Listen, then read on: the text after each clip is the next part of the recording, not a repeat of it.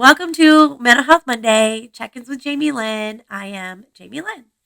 This week, I am talking about joy. So we're not talking about Christmas joy. I'm talking about what makes you happy. What is joyful to you?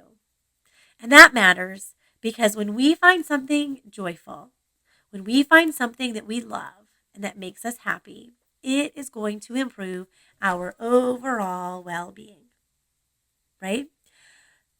I like to read. Reading books brings me joy. I am in several book clubs, in person and online. I post about them all over the place. I love to read. It brings me joy. I like to read all different kinds of genres. I like to volunteer. Volunteering brings me joy. Whether I'm gainfully employed, full time, part time, or unemployed, I always make time to volunteer.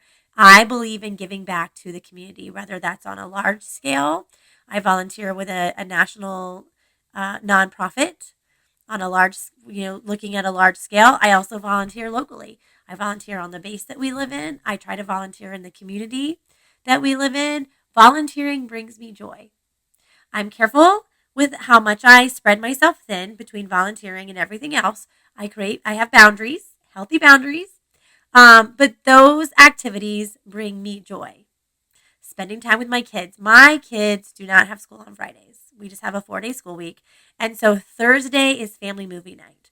Family movie night brings my 9-year-old daughter so much joy. She plans out the snacks. She gets her phone and she does research on what movies are coming back out, the new releases. And lately, there haven't been too many new releases.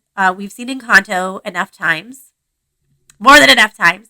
But so we're starting to look at older movies that I experienced in my childhood that aren't as popular today. But anyway, she does all the research for family movie night because it brings her joy.